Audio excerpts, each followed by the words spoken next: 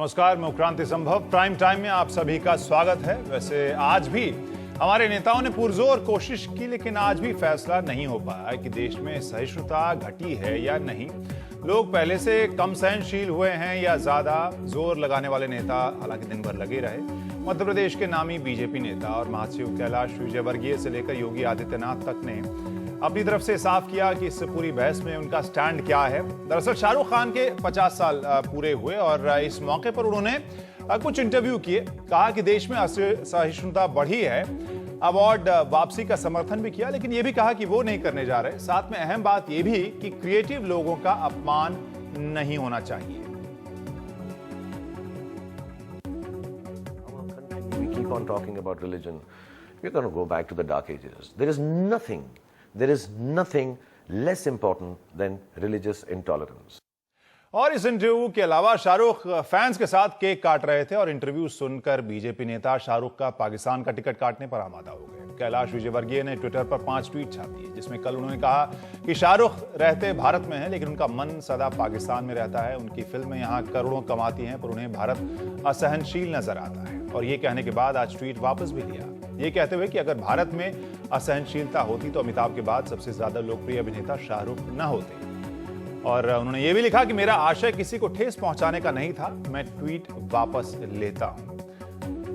और सवाल यह है कि ठेस पहुंचाने का अगर आशय नहीं था तो फिर उन्होंने क्यों नहीं बताया। लेकिन बीजेपी सांसद योगी आदित्यनाथ ने बयान देकर यह साफ किया और उनका आशय भी साफ था कि भले ही पाकिस्तान में हाफिज सईद की कवरेज पर पाबंदी लगाई गई, लेकिन भारत में वो खबरों में आ गया जहां उसका न्योता छाया रहा। आतंकी भाषा ही यहां बोल रहे हैं। मुझे लगता है शाहरुख खान की भाषा में और हाफिज सईद की भाषा में कोई अंतर नहीं है। शाहरुख खान को इस बात को याद रखना चाहिए कि अगर इस देश का बहुसंख्यक समाज उनकी फिल्मों का बहिष्कार कर देगा तो एक आम मुसलमान की तरह उनको भी सड़कों पर भटकना पड़ेगा। तो जैसे हमने कहा कि भले ही इस सभी बयान के बाद हाफिज सईद की कवरेज पर पाकिस्तान में पाबंदी लगी हो, भारत में वो खबरों में आया जहां उसका न्योता छाया रहा। पाकिस्तान चले जाओ के नारों के बीच हाफिज सईद ने ट्विटर पर कहा कि भारत में जो भी मुसलमान, यहां तक कि शाहरुख खान भी परेशानी और भेदभाव का सामना कर रहा है, वो पाकिस्तान आकर रह सकता है। तो नेताओं की बयानबाजी ने आज ऐसी हास्यास्पद स्थिति पैदा कर दी है कि अल्पसंख्यकों को अत्याचार करने वाले पाकिस्तान जैसे देश के जमात-उद-दावा जैसे संगठन का मुखिया भारत में अल्पसंख्यकों पर अत्याचार पर टिप्पणी भी कर रहा है। खैर, इन सब के बीच मुख्तार अब्बास नकवी ने असहिष्णुता को लेकर सभी दुविधा को साफ करने वाला दावा किया। बयान दिया कि कम या ज्यादा का सवाल ही कहां, देश में असहिष्णुता है ही नहीं, वो केवल फ्रस्ट्रेटेड फ्यूडल की समस्या, उन लोगों की बनाई हुई ये समस्या है। जाहिर सी बात है, कांग्रेस के ऊपर उनका आरोप था। कहां पर देश में दंगे हो रहे हैं, कहां देश में फसाद हो गया है, कहां देश जो है वो असहिष्णुता फैल गई है। आज देश सौहार्द के रास्ते पे चल रहा है। अब देश में डर का माहौल और खौफ का माहौल, फैब्रिकेटेड डर और फैब्रिकेटेड खौफ का माहौल दिखाना चाहते हैं। दुनिया को सामने ये बताना चाहते हैं कि भारत जो है वो बहुत असहिष्णु देश है, बहुत खराब देश है। अब भारत का नुकसान जो कर रहे हैं पूरी दुनिया में भारत की छवि खराब करने का षड्यंत्र कर रहे हैं। और इससे ज्यादा बड़ा पाप कोई हो नहीं सकता जो पाप वो लोग कर रहे हैं। तो तर्कों पर फिर से इतिहास की परत डाली गई। कहा गया कि कलाकारों के लिए माहौल कांग्रेस के वक्त में खराब था, यूसुफ खान को नाम बदलकर दिलीप कुमार रखना पड़ा था। इस पूरी बहस में ये उम्मीद करना कि बीजेपी के बड़े नेता इन बयान बांकुरों को डांट कर चुप कराएं, प्रधानमंत्री कुछ कहें, ये चलन को देखते हुए ज्यादा ही लग रहा है। खबर आई थी कि बीजेपी अध्यक्ष ने अपने नेताओं को थोड़े दिन पहले उटपटांग बयानबाजी के लिए झाड़ लगाई थी, लेकिन वो खबर ही थी, क्योंकि ऐसा होता तो बयानबाजी शायद रुक जाती, या तो ऐसी कुछ रोक लगी नहीं, और लगी तो खुद को कांग्रेस से बिल्कुल अलग कहने वाली बीजेपी के नेता अध्यक्ष की बात नहीं सुन रहे। प्रकाश जावड़ेकर और वेंकैया नायडू ने हालांकि इन दोनों बयानों को निजी बताया, लेकिन उससे क्या ये बयान रुकेंगे? हालांकि इस बीच अभिनेता अनुपम खेर ने एक दूसरा पहलू भी इस पर के बारे में कहा है। उन्होंने एनडीटीवी से कहा कि कुछ नेताओं के बयान बेतुके हैं और ऐसे नेताओं को चुप करवाना जरूरी है। उन्होंने कहा कि अवार्ड वापसी से देश की छवि को नुकसान पहुंचता है, इसलिए पुरस्कार वापस करना ठीक नहीं। लेकिन एक पहलू और भी है, वो ये कि जिस विरोध को अरुण जेटली 3 हफ्ते सिर्फ मैन्युफैक्चर्ड रिवोल्ट बोल रहे थे 3 हफ्ते पहले, साहित्यकारों के विरोध को राजनीतिक विचारधारा से प्रेरित बताया जा रहा था, यानी वामपंथ या कांग्रेसी। अब शाहरुख के आने के ऊपर, वो पाकिस्तान के ऊपर विजयवर्गीय क्यों पहुंच गए? क्यों साध्वी प्राची शाहरुख को पाकिस्तानी एजेंट बताने लगी? और अगर शाहरुख इतने बड़े स्टार नहीं होते, आम मुस्लिम होते, तो भी क्या विजय वर्गीय अपने ट्वीट वापस लेते? या फिर क्या इसे बिहार के चुनाव से जोड़कर देखा जाना चाहिए, जबकि विजय वर्गीय बिहार चुनाव में अमित शाह की टीम में भी शामिल हैं?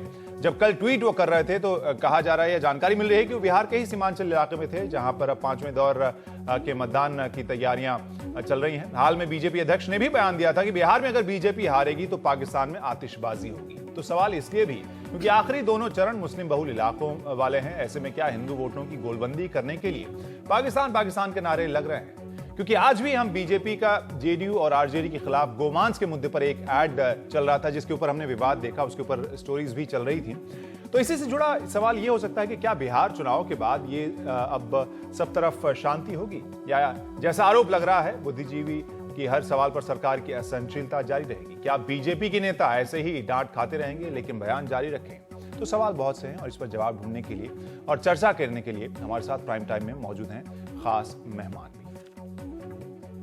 और आपको मिलवाते हैं आज के खास मेहमानों से। हमारे साथ राकेश सिन्हा जी आरएसएस विचारक हैं, वो जुड़ रहे हैं। प्रहलाद कक्कड़ साहब एड गुरु हैं और बॉलीवुड के पहलू के ऊपर भी वो हमें जानकारी देंगे। साथ में राणा अयूब जी हैं, वरिष्ठ पत्रकार, और इसके अलावा जीवीएल नरसिम्हा राव प्रवक्ता बीजेपी के, और अखिलेश प्रताप सिंह प्रवक्ता कांग्रेस के।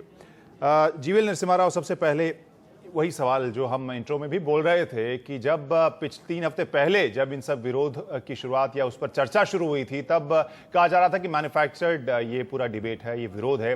अब शाहरुख खान ने जब बयान दे दिया तो उन्हें पाकिस्तानी एजेंट क्यों बोला जा रहा है?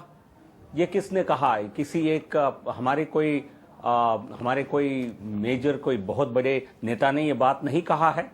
तो इसलिए मुझे लगता है इसको लेकर एक मुद्दा बनाना मीडिया के लिए थोड़ा टेम्पटिंग हो सकता है, लेकिन हमारे कोई बड़े नेता ने ऐसा नहीं कहा है। और मीडिया को और देश की इंटेलिजेंसिया को भी ये सोचना चाहिए क्यों नहीं। आप उनका पूरा बयान सुन लीजिए। पूरा बयान सुना था सर, इसलिए पूरा बयान सुन लीजिए। मैं ना पूरा बयान चला दीजिए। मुझे लगता है देश में सबको अपनी बात रखने की स्वतंत्रता है। केवल इरफान हबीब आपके लिए बहुत बड़ा हीरो साबित हो सकते हैं कि आरएसएस की तुलना आईएस से कर सकते हैं। आप सब लोग मजाक लेते हैं, उसको लेकर काफी मजा लेते हैं इस बात से। और हफीज सईद सर ऐसी नहीं आपने आलोचना क्यों नहीं किया है? बयान को नहीं आपने आलोचना क्यों नहीं किया है? मैं हर आपके पैनलिस्ट से सुनना चाहता हूं, क्या सोच आपकी यही है? उसके ऊपर ऐसे लोगों की आलोचना करना तो ऐसे लोगों की हबीब ने जो बयान दिया है उससे वैलिडेट हो जाता है? योगी आदित्यनाथ ने जो कहा या कैलाश विजयवर्गीय ने जो कहा उससे वैलिडेट हो जाता है? कैसे जस्टिफाई? क्रांति जी इस देश में सबको अपनी बात रखने की, जैसा इरफान हबीब अपने दिल के अंदर जहर को उगाल सकते हैं और गालियां दे सकते हैं, जिस प्रकार हफीज सईद हां में हां मिलाते हैं, कांग्रेस पार्टी उसका कोई आलोचना तक नहीं करती है। सोनिया गांधी आतंकवादियों की मरने पर रो पड़ती है, तो मीडिया को इसमें कोई आश्चर्य नहीं लगता है। और हफीज सईद आज निमंत्रण देते हैं देश में किसी भी बड़े इंटेलेक्चुअल को, यह नहीं लगता है इसकी आलोचना करनी चाहिए। सर उसकी आलोचना से पहले उसी पर तो सवाल उठ रहा है कि वो इनविटेशन आया क्यों है? वो इनविटेशन आया क्यों है, उसके ऊपर भी तो सवाल बनता है ना सर। नहीं, क्या ऐसा कौन सी घटना हुई इस देश में जिसके लिए आपको लगता है पूरे देश भर में ऐसा माहौल है?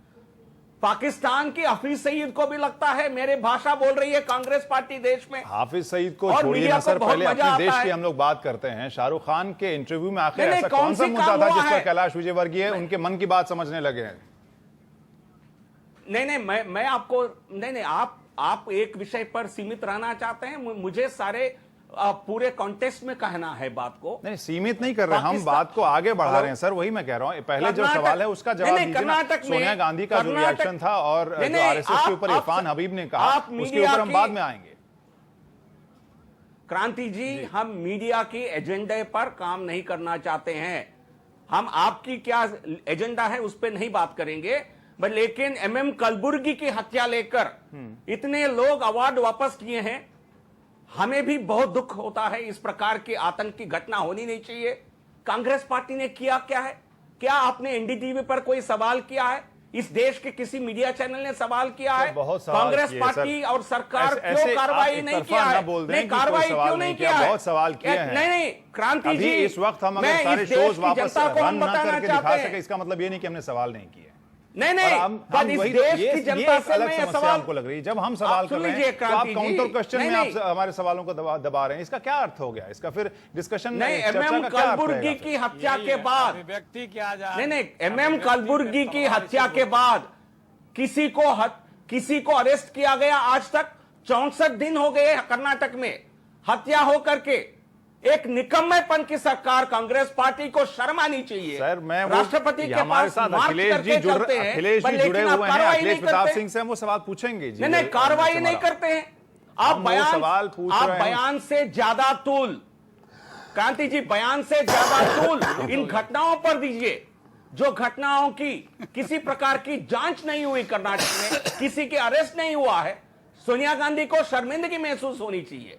और दबोलकर की जो हत्या हुई महाराष्ट्र में 1 साल 2013 के अगस्त में, जिसको लेकर लेखक अवार्ड वापस कर रहे हैं। कांग्रेस पार्टी की सत्ता केंद्र में 9 महीने तक रही, महाराष्ट्र में रही, एक व्यक्ति तक अरेस्ट नहीं किया है।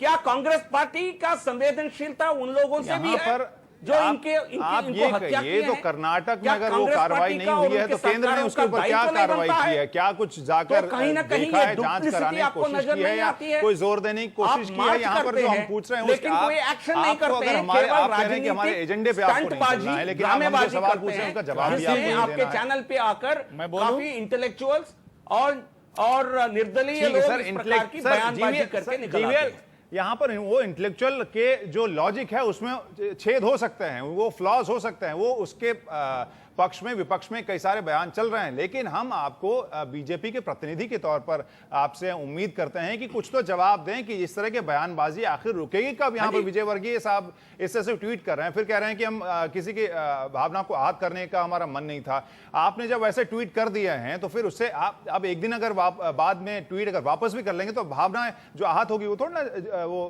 वापस हो जाएगी। नो, उन्होंने वापस कर लिया तो इसलिए हमें लगता है, मुझे यह भी लगता है कि शाहरुख खान जैसे एक कलाकार को, जिसका पूरे देश भर में उनके लिए बहुत इज्जत है, इस प्रकार की अवार्ड वापसी गैंग के साथ जुड़ने के पहले, इस प्रकार की बयानबाजी करने के पहले वो भी थोड़ा इस पर विचार करते तो बेहतर होता। ये मुझे लगता है, लेकिन विजय वर्गीय ने जो कहा है बिल्कुल गलत है। आप जिस तरह से बोल रहे हैं वो भी एक भाषा है, लेकिन ये कह देना, आप जो कह रहे हैं बहुत सही तरीके से आप कह रहे हैं, लेकिन ये कह देना कि उनके मन में वो उनका मन पाकिस्तान में बसता है, उन्हें उनकी भाषा हाफिज सईद जैसे, ये कोई तरीका थोड़ा ना हुआ। ये उन्होंने वापस कर लिया है इस बात को। हम योगी, उन्होंने तो वापस कर दिया। योगी आदित्यनाथ प्रश्न का जवाब देता, वो भी तो सांसद है। नहीं, योगी आदित्यनाथ का जो नहीं पूर्ण उन्होंने जो कहा है, आप पूरा स्टेटमेंट को पढ़िए, इसमें आपको एक सेंटेंस से आपत्ति हो सकती है, बट जिस प्रकार उन्होंने अपने पूरे वक्तव्य को फ्रेम किया है, जिस प्रकार काफी लोग देश की छवि को धूमिल करने के लिए पूरे विश्व में इस प्रकार की एक कैंपेन चला रहे हैं और एक समाज को बदनाम करने की कोशिश कर रहे हैं, बहुसंख्यक को, ये मुझे लगता है इस देश के कई लोग उनके जो वक्तव्य से, मोस्ट पार्ट ऑफ उनके वक्तव्य से मुझे लगता है इस देश के हर नागरिक उससे सहमत होंगे।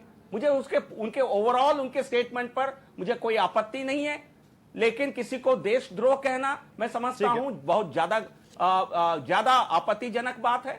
बट लेकिन जिस प्रकार की ये धूमिल करने की आप जो उसमें लेकिन जोड़ के ही आप अगर उसकी आलोचना भी करेंगे तो लेकिन जोड़ के ही करेंगे। योगी आदित्यनाथ ने जो भी बोला होगा, हालांकि अभी वक्त कम है, वो बयान काफी लंबा था, बहुत सारे मुद्दे, अगर वक्त बचेगा तो हम लोग बयान फिर से पूरा चलाएंगे। प्रहलाद कक्कड़ साहब, आपसे हम जानना चाहेंगे, क्या जो चिंता शाहरुख खान ने जताई है वो बॉलीवुड की मिली जुली चिंता है या केवल शाहरुख का वो स्टैंड है, और जो रिएक्शन उसके ऊपर आपने देखा है उसके बारे में क्या सोच रहे हैं आप? देखिए, शाहरुख खान के जैसा जो बंदा है, जो इतना नेशनलिस्टिक, उससे इंडियन ज्यादा हो ही नहीं सकता, और उसके ऊपर to put doubts on his nationality and his nationalism, when उसका कंसर्न ये है कि माहौल बिगड़ रहा है, एंड विद ड्यू रेफरेंस, क्योंकि वो मुसलमान है और उसको चोट आती है क्योंकि लोग उसको बोलते हैं। तो he is not talking out of the air, वो किसी और की स्टेटस को देख के नहीं कह रहा, वो अपनी स्टेटस को देख के कह रहा है।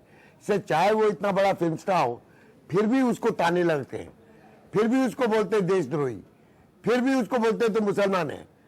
तो उसको इसके बारे चिंता है, क्योंकि वो जो बोल रहा है वो पर्सनल बोल रहा है, वो देश के बारे में इतना नहीं बोल रहा। उधर अगर मेरे ऊपर इतना अरमान लगाया है तो देश का तो बिल्कुल ही हाल बुरा होगा, क्योंकि बाकी के लोग तो इतने बड़े स्टार नहीं है, ना उनका कनेक्शन है, ना उनका इन्फ्लुएंस है, ना वो मीडिया पे आते हैं। तो अगर एक इतना महान मुसलमान जो इतना सॉलिड नेशनलिस्ट है और सॉलिड इंडियन है, उसके ऊपर ऐसे छींटे अगर उठाए तो बाकी के मुसलमान को क्या होगा भैया? राणा अय्यूब, आपसे हम जानना चाहेंगे यही सवाल, जिस तरीके से शाहरुख के ऊपर जो रिएक्शन देखने को मिला है बीजेपी नेताओं के द्वारा, क्या ये एक्सपेक्टेड था? बिल्कुल एक्सपेक्टेड था। आप ट्विटर पे देखिए, जैसे ही कोई मुसलमान अपनी कोई आवाज उठाता, सबसे पहले उसको जिहादी और पाकिस्तान का टिकट भेजा जाता है। तो आज अगर उनके लीडर्स ने यह बात कह दी तो मुझे कोई अचंभा नहीं हो रहा है इस बात पे, क्योंकि जो लीडर कहेगा वही उसके फॉलोअर भी कहेंगे। और ये आज से नहीं चल रहा है, ये काफी जमाने से चल रहा है। अगर कोई आप हिंदू लिबरल अगर कुछ कहते हैं तो वो नक्सली हो जाता है, कोई मुसलमान कहते तो आप उसको पाकिस्तान भेज देते हैं। और आपके जो बीजेपी के स्पोक्स पर्सन जो अभी स्टूडियो में बैठे हुए थे, उनकी स्टैंडर्ड लाइन है कि जब भी उनको किसी डिबेट पे बुलाया जाता है वो सबसे पहला मीडिया पे ब्लेम कर देते हैं। तो वो क्या एक्सपेक्ट करते हैं कि मीडिया क्या करे, कि साध्वी प्राची जो है, जो एमपी है, योगी आदित्यनाथ जो 7 टाइम एमपी है, जिनको communal violence bill pay parliament में डिस्कस करने के लिए उनको सबसे बड़े खड़ा किया गया था, वो शाहरुख खान को पाकिस्तान भेजने की बात करते और मीडिया चुप रहे। क्या मीडिया इनके इशारों पर चलेगा अब? और वो भी आप शाहरुख खान के बारे में कह रहे हैं, ऐसा इंसान जो डाइवर्सिटी का सबसे बड़ा एग्जाम्पल है। भरोसा कर सकते हैं?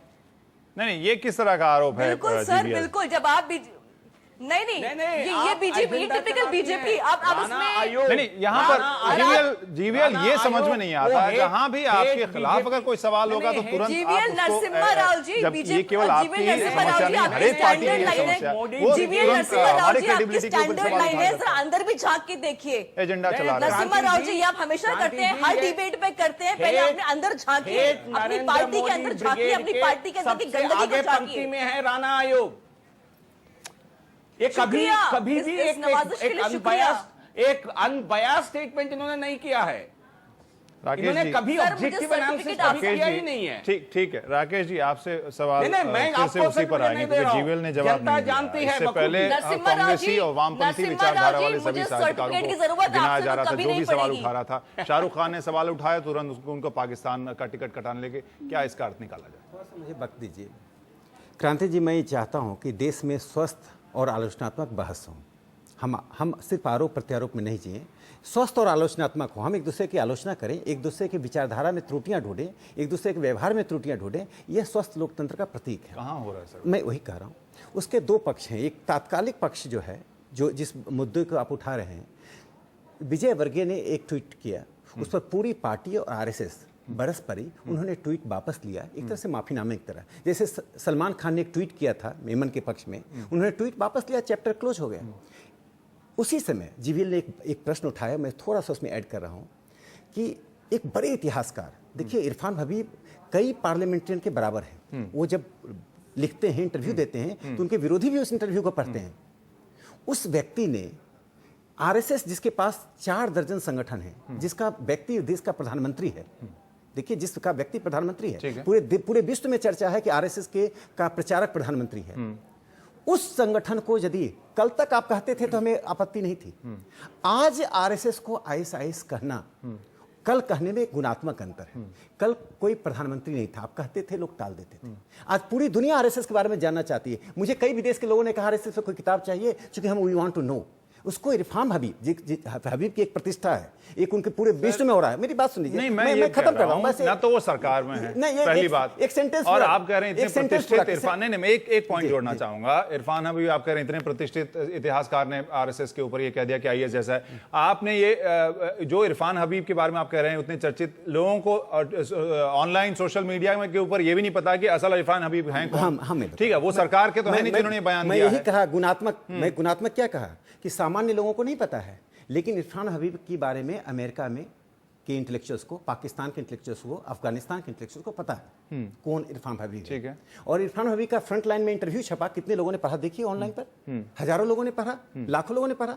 वो इरफान हबीब जब आईएसआईएस का एजेंट कहते हैं, जिसमें मैं भी संघ का स्वयंसेवक हूं 50 साल से, तो मुझ पर क्या बीतेगा? क्या उत्तेजना पैदा नहीं किया जा रहा है? क्या संवाद के उस माहौल को समाप्त नहीं किया जा रहा है जिस संवाद के माहौल के लिए आप जैसे लोग प्रयास कर रहे हैं? केवल इरफान हबीब का जिक्र क्यों कर रहे हैं? इतने सारे लोगों ने साहित्य अकादमी अवार्ड वापस किया, तब सरकार की तरफ से कहां कम्युनिकेशन? क्रांति जी मैं आता हूं, क्रांति जी मैं आता हूं, एक बात मैं बस अपना कंक्लूड कर दूं, बहुत लोग पैनल में, अखिलेश जी को बोलना है। मैं दो बात मुझे बोलने दीजिए। इरफान हबीब के सवाल को जिस तरह से आप इग्नोर कर रहे हैं, उपेक्षा कर रहे हैं, वह दिखाता है कि मीडिया का मन कितना असंतुलित है। मैं आरोप नहीं लगा रहा हूं, ठीक है, इंटेलेक्चुअल्स का मन कितना असंतुलित है, मुझे कोई आपत्ति नहीं है, आप कीजिए, मैंने सिर्फ आपत्ति दर्ज की। दूसरा पक्ष में बता रहा हूं, तात्कालिक पक्ष, जो लोग अवार्ड लौटा रहे हैं वो किस बात के लिए लौटा रहे हैं? नहीं, लेकिन वही मैं फिर से सर उसी पर आऊंगा कि आखिर उस बयान से हमारा क्या लेना देना? हमने दिया है नहीं, या सरकार ने? क्या वो सरकार में है? नहीं तो हम ये कह रहे हैं कि उन्होंने सही बात नहीं, कही। तो हाँ, हम जो सवाल कर रहे हैं उससे आप और जीवीएल दोनों ही उस सवाल से बिल्कुल मामले को मैं आता हूं। मैंने कहा मैं पहला व्यक्ति था या भारतीय जनता पार्टी के बड़े बड़े नेताओं ने उनको किनारे कर दिया, उन्होंने ट्वीट वापस ले लिया। उन्होंने कहा कि मेरा पर्पस नहीं था। एक व्यक्ति ने कहा उन्होंने गलती की तभी तो ट्वीट वापस ली, अगर गलती नहीं करते, गलत ट्वीट नहीं होता तो क्यों वापस लेते? एक दूसरी बात मैं अब समाप्त कर दूं, अपनी बात को कंक्लूड कर दूं कि राणा अयूब अभी हाई मॉरल ग्राउंड ले रही हैं। संवाद के नाम पर पिछले 30 साल से राष्ट्रीय स्वयंसेवक संघ को फांसीवादी कहते हैं। आप प्रूफ कर सकते हैं? आरएसएस को आप आतंकवादी कहते हैं, आप प्रूफ कर सकते हैं? तो फांसीवादी और आतंकवादी कह के आप देश में स्वस्थ डायलॉग चाहते हैं? जिस संगठन के पास आज सबसे ज्यादा फॉलोइंग है, जो संगठन दलितों में, ट्राइबल्स में सबसे अधिक काम कर रहा है, यहाँ पर ना तो राणा अयूब ने अवार्ड वापसी की है, ना राणा अयूब ने बयान दिया है, ना हम कह रहे हैं कि नहीं। अवार्ड वापसी जो लोग किए, यदि उन पर डिबेट करें तो मैं बता दूं, कह रहा हूं। तो फिर यहाँ पर आप उनके ऊपर लेके वो जो बाकियों को, जिन लोगों ने अवार्ड वापस किया, जो क्रांति जी जिन लोगों ने अवार्ड वापसी किया है, जिस नॉन लेफ्ट एलिमेंट यदि उससे अपने को अलग करता है, पोजीशन रिवाइज करता है कि नहीं आरएसएस फांसीवादी नहीं है, हम डायलॉग करने के लिए तैयार हैं। लेकिन जिस दिन तक आप आरएसएस को फांसीवादी कहते रहेंगे, हम डायलॉग नहीं करेंगे, आप अवार्ड वापस करते रहिए। राणा अयूब, आपसे संक्षेप में लेंगे प्रतिक्रिया और फिर अखिलेश जी के पास भी जाएंगे। राणा अयूब, ये बहुत, राकेश सिन्हा जी बहुत आहत हुए थे जब आरएसएस ऑर्गेनाइजेशन जिसके कुछ मेंबर्स को मालेगांव ब्लास्ट में टेररिस्ट एक्टिविटी के लिए अरेस्ट किया था। खैर वो बात छोड़ दीजिए, आप आहत हुए थे, आपने कहा।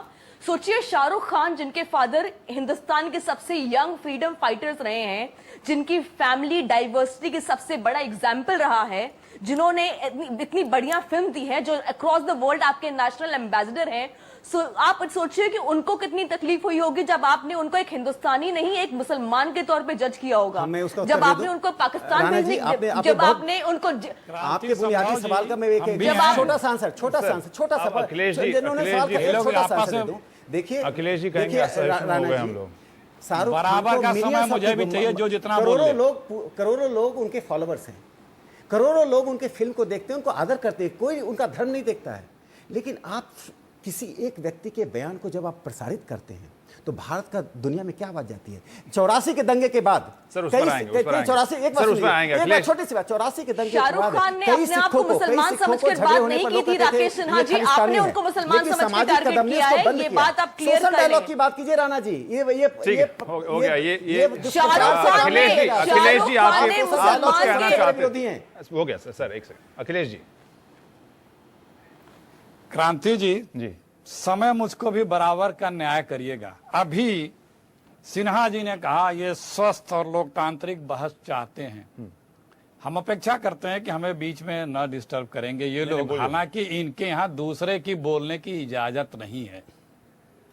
आरएसएस उस विचारधारा की है ये आप उत्तेजना कि जो पैदा ये करते कहती हैं। अरे थी, अखिलेश जी, कृपया ऐसा प्लीज मत कीजिए। प्लीज, आप अरे बहुत देखिए बड़े आप सेलिब्रिटी उत्तेजित हैं। होते आपने क्यों कहा हैं है भाई? नहीं नहीं वो फिर तो आप अखिलेश जी उत्तेजित की होते पार्टी- क्यों हैं? अखिलेश जी की पार्टी के उत्तेजित कई नेता होते हैं। क्यों हैं आप? नहीं, ये वो शुरुआत जो क्या सत्ता करते में हैं? नहीं रहता ये वो इसी चाहते तरह हैं से कि ये चूंकि उत्तेजित उत्तर क्यों नहीं हो रहे हैं चाहते, आप? वो अगर हम खत्म उत्तेजित करें। हाँ तो खत्म करने दीजिए। आप आ गए क्योंकि आपका स्वभाव है देख लीजिए। आरएसएस वो देखिए, विचारधारा ये- है ये अरे सर स्वस्थ खत्म जो- तो करने दीजिए, फिर बहस जो कहीं नहीं जाएगी। कहती थी, हाँ। जो आरएसएस वो विचारधारा है जो कहती थी इस देश को दो खतरे हैं। आजादी के पहले आरएसएस के संचालक लोग कहते थे, एक इस्लाम और दूसरा लोकतंत्र। आज लड़ाई क्या है? वो विचारधारा की लड़ाई है। विचारधारा क्या है? एक विचारधारा जो आज यहाँ पे एक बात बोल रही है जिसपे हम आप चर्चा कर रहे हैं, जो भी असहिष्णुता पे कुछ भी अपना वक्तव्य दे रहा है, उस पे जो हमले हो रहे हैं प्रिय पाकिस्तान को जोड़ करके कहां से, वो क्यों सारे लोग एक ही बैकग्राउंड एक ही विचारधारा के हैं? एक यहां से बार बार पाकिस्तान सालों से सबको भेज रहा है, एक वहां बैठा आज इन्वाइट कर लिया। विचारधारा दोनों की एक ही है। एक को वहां पे हवा पानी सींचने का खाद पानी वहां मिल गया है, एक को अब यहाँ मिलना बहुत शुरू हुआ आपत्ति है है। इनकी बातों पर। यही आगे बढ़ेगा। देखिए, तो बहुत आपत्ति है। ये कह बड़ी रहे हैं आरएसएस की विचारधारा और ये हाफिज सईद की विचारधारा एक है। एक अखिलेश जी, सेकंड, कृपया तो ऐसा जितने मत कीजिए। लोग हैं वो क्यों? ये जो एक सेकंड, पंडित मैंने नेहरू ने पहले कहा, कहा था इंदिरा कि जी ने आपको कहा, पीड़ा पंडित होगी। नेहरू इंदिरा जी से यही बड़े हो यही गए। यही है तानाशाही, ये क्या- हिटलर शाही यही आप है, क्या रहे हैं? अखिलेश जी, फासिज्म आप- यही है, फासिज्म यही है। आपके पास आप एक फासिज्म, जवाब आप नहीं बोलने है, दीजिए इस तरह हमको। की बातें मत कीजिए। आप मुझे एक कह रहे हैं सेकंड, कि एक सेकंड, विचारधारा आप follow सारे करता हूं। लोग आप मेरी तुलना यही हाफिज है सईद से कर रहे हैं। फासिज्म कि आप एक दूसरों सेकंड, की आप क्या विचारधारा कह रहे नहीं सुन सकते। आप मैं क्या जो सुनेंगे? कह आप गालियां यही दे रहा मुझे और हूँ मैं कि सुनता आप रहूंगा। लोग आप क्या इतने चाहते हैं? आप मुझे लोग गालियां दें, आप स्टूडियो लोग में बैठकर मैं सुनता रहूं। इतने अखिलेश जी ये पॉइंट भाई, पर ये- आइए ना। आप किस मैं पॉइंट किस यही सवाल कह का किस रहा जवाब हूँ क्या कि दे रहे हैं? इतने ज्यादा लोग अपेक्षा हम नहीं कर सकते हैं। इतने लोग सबको देखिए सुन नहीं पाएंगे, ये सच्चाई सुन नहीं सकते ना, क्योंकि गाली- इनके दूसरों देखिए, को गाली बोलने देने की की आदत आदत नहीं है। छोड़िए। एक सेकंड समय बीत आप गया। अपना एक- परिचय दे रहे हैं, अपनी विचारधारा का परिचय दे रहे हैं हमें डिस्टर्ब करके। आज बात यही है कि आप हिंदुस्तान के दायरे में बहस करो ना। आप सबको पाकिस्तान क्यों भेजते हो? उससे क्यों जोड़ते हो? हाँ, वो बात कहिए, दूसरों को मैं उससे क्यों जवाब देते हो? दूंगा उसका। वो कारण ये है, देखिए उसका कारण क्या है।